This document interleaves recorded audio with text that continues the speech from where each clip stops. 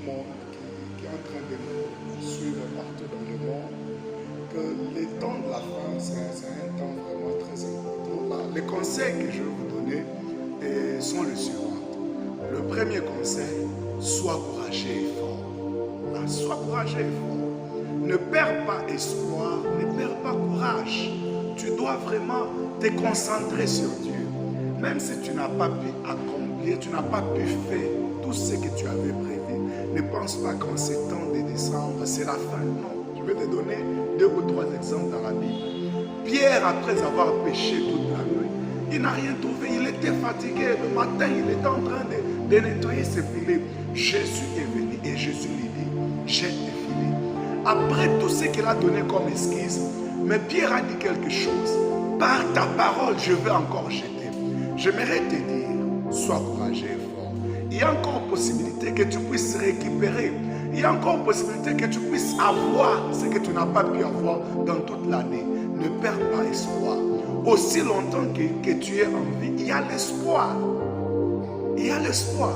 Deuxième exemple que je vais te donner. À la croix, Jésus crucifié parmi des voleurs. L'un l'insulte, il dit, si tu es fils de Dieu, fais ceci, fais cela. Et l'autre, il était au bout. Il dit, Seigneur, quand tu vas entrer, rappelle-toi de moi. Et Jésus lui dit, aujourd'hui même là, tu seras avec moi au paradis. J'aimerais te dire, même pendant 1 minute, il y a possibilité de changement. Même pendant 1 seconde. Alors, en ce temps de la fin, sois dans la présence de Dieu.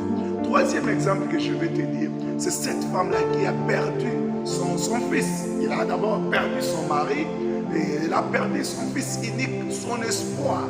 Et il était là, prêt d'aller enterrer. À la sortie de la ville, ils se sont croisés avec Jésus. Ces 2 foules se sont rencontrées. Mais comme Jésus a la capacité d'échanger les vies, il a arrêté la foule. Et le fils unique qui était mort était ressuscité. Lazare était ressuscité. Il y a possibilité que tu puisses récupérer. Ça, c'est le premier conseil que je te donne. Sois courageux, sois fort. Ne perds pas espoir. Dieu agit encore et il pourra faire. Deuxième chose que je peux te donner comme exemple, et c'est ceci. La deuxième chose que je peux te donner comme conseil, est ceci.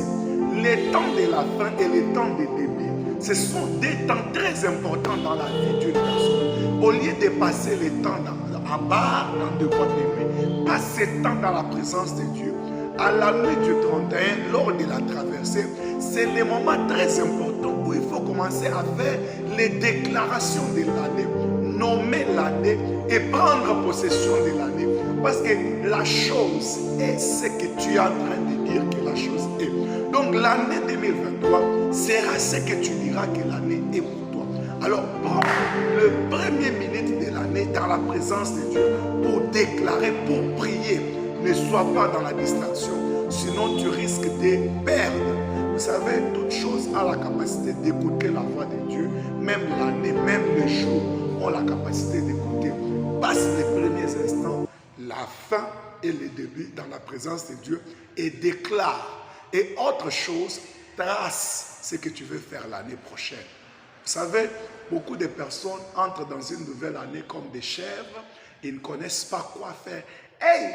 Une planification. Vous savez, nos amis blancs nous dépassent. Ils ont même les planifications de 2050, 2080, 2100. Mais nous voulons vivre seulement de maintenant. Alors, aie une planification, la vie de prière, discipline, la crainte de Dieu et passe les premiers instants de l'année dans la présence de Dieu. Voilà ce que je peux te donner comme conseil.